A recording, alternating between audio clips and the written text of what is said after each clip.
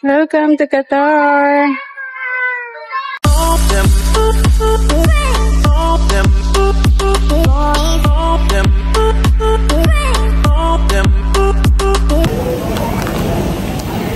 Hello guys! So for today's video, na tayo ng Pilipinas. Vacation na naman.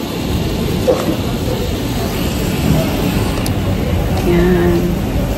Vacation 2025. Waiting na tayo sa ating mag-open yung ating gate.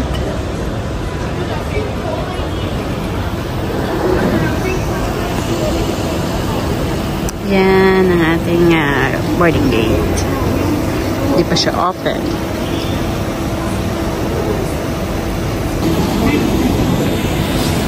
This vacation, guys, is super excited ako.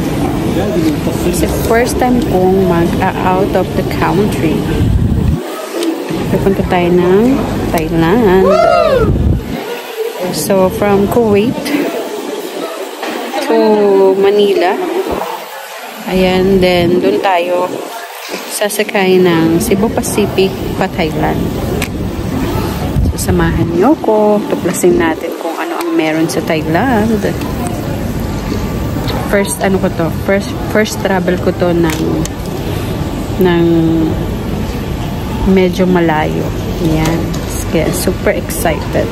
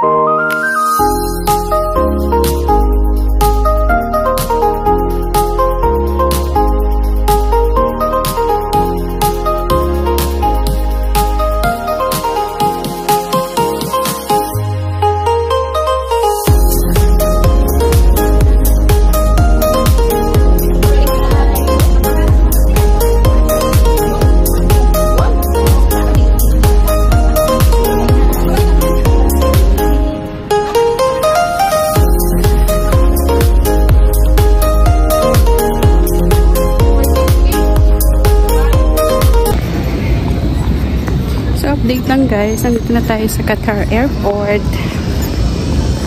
So kukuha tayo ulit ng boarding pass kasi connecting flight tayo. So from Kuwait to Qatar, then Qatar to Manila, Philippines. Hanapin ko pa yung pwedeng kunin yung boarding pass, hindi ko alam. Tatanong muna tayo. Welcome to Qatar. Tayo sa airport ng Qatar. Laki niya guys. So magtanong-tanong muna ako. Ano nyo guys? Ang layo pa ng lakad ko. Pwede pa lang ganun. Ay, ano yun naman?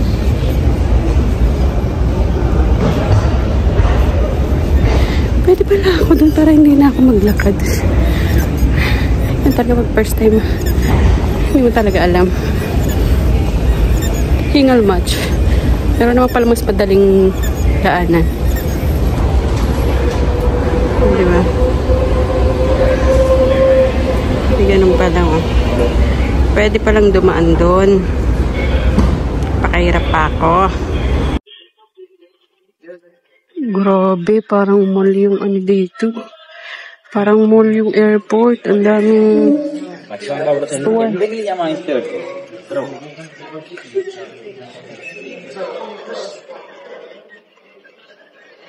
Laging pambili, guys. Sarap sana mag-shopping. Ganda ng airport dito.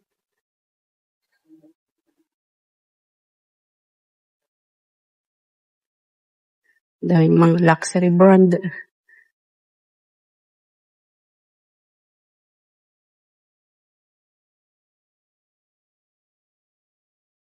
Kaya information dito. Wala na ata ako.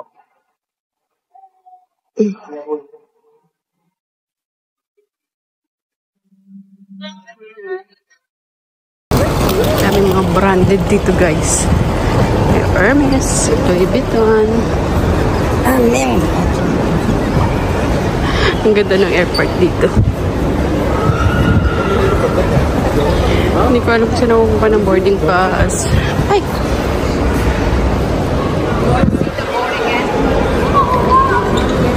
Cute! Yung malaking teddy bear. Nasa Qatar na nga tayo, guys.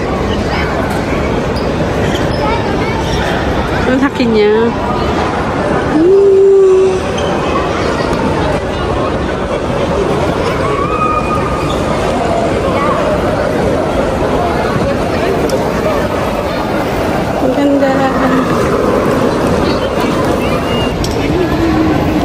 Welcome to Qatar. Laki-laki niya. Pwede mo na tayo makapagpa-picture. Ganap tayo ng Pilipino dito. Kailangan may magka-picture tayo dito. Kay teddy bear.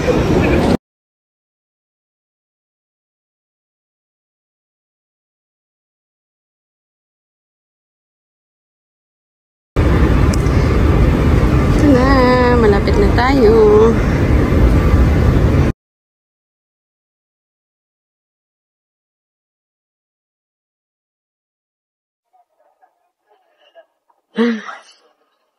Kaya tayo naglakad pa. Hindi tayo masyadong mahirapan.